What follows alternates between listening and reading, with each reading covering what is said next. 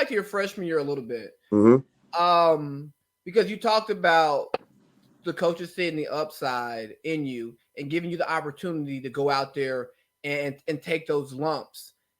And so often that doesn't happen, especially in the Northwest Georgia community. And I don't follow I don't follow hoops like I used to there anymore, just because I'm away and I have other priorities. But I remember so often seeing upperclassmen playing just because they were upperclassmen, like, oh well, he's a senior, so he has to take Yeah. the roster spot. Why? He's not good. Yeah. He's not gonna make the team any better now or in the future. Yeah. And he's not gonna play in college. Yeah. So it would be different if you have if you have one of those factory programs where, hey, look, you are good enough to start here as a freshman, but we have this senior who is going to name that school, whether it's high major, mid major, even D2. Like, you're gonna have 3 years, but we're getting this guy his time. Okay, Yeah. that makes sense. But when it's nah, man, he playing and he think he gonna go, because everybody say they going to some school Yeah. And they not. with a 2.4 GPA, Eh, 5'9", Yeah. Undersized. Yeah. and no offhand. Yeah. Yeah. They are not equipped for college. Yeah. Yeah. I think it's because these coaches, and I don't want to tell them how to do their job, but I don't think they have a long-term plan for their program. I think they just, yeah, it must not, because you want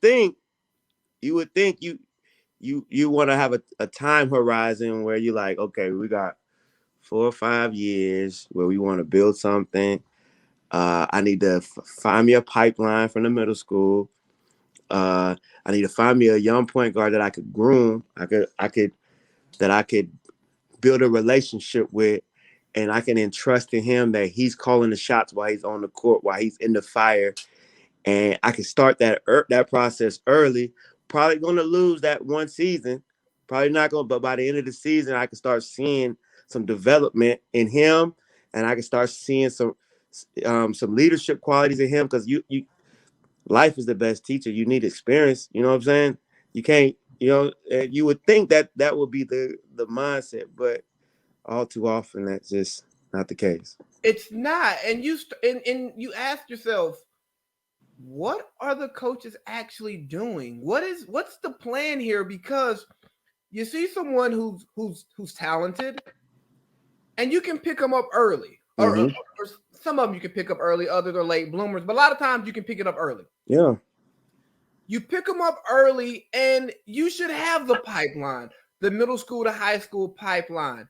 You should probably reach out to the local AAU coaches and try to get as many of your players on the same AAU team as possible, so that they're building chemistry, they're getting better together without you around. And guess what? You have a off the books relationship with that AAU coach, so that they are running sets similar to what you run, and you have that year-round development within your system without breaking the rules set by high schools, because it is limited to what you can do. Yeah. I would say this, though.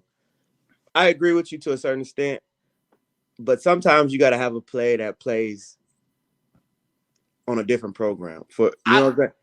I was gonna get there. You're gonna have your different ones who like, no, bro, go play with the Stars. Go play with the Stars. Yeah. You don't get better by being here. Yeah, you don't get better by being here.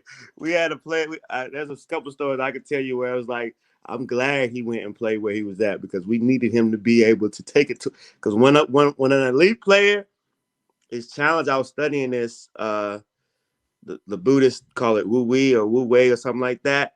They talk about when you find your flow in a game is when your talent matches your competition. Like you don't play down, but just our instincts, when we get locked in against a competition, there's players who could take it to another level. And you need those players to be challenged on a higher level, so they can hone in on them skills more. And that's why you need them to be like, yo, nah, you need to. You still pick up on a couple of tournaments, but there's other ones you need to go get that bump. You need to travel. It's like, hey, look here, bro. You gonna play with the local YBOA team, Yeah. and you're gonna do these little local tournaments around here 3 or 4 times, Yeah. 3 or 4 times throughout the season. But yeah, when the real summer starts, the real summer circuit starts, yeah, you're gonna be on the Nike circuit, you're gonna be on the Adidas circuit. Yeah. Because that's where you need to be. That's where you But need to be. again, for your core players, for Yeah. your gonna play freshman team, sophomore gonna be on JV, maybe come off the bench and blow out some varsity, then get their 2 years of varsity play. Have a system that works together. Hell, yeah, there's enough recreation coaches now who are consistently following age groups that what kids are gonna be in your school district for the most part. Just have an eye on them. Just watch them. Get a feel for their game, because just like you want players who are going to play for you the best way, you want to be able to coach them the best way possible. And there's years and years of information that can be gathered. I'm not saying that the high school coach needs to be at the 8 and under game every week. Yeah. But you could have an ear to the street. You could have an ear to the street. Right. And it won't hurt you to go to an all-star game, yeah, all-star tournament. Yeah.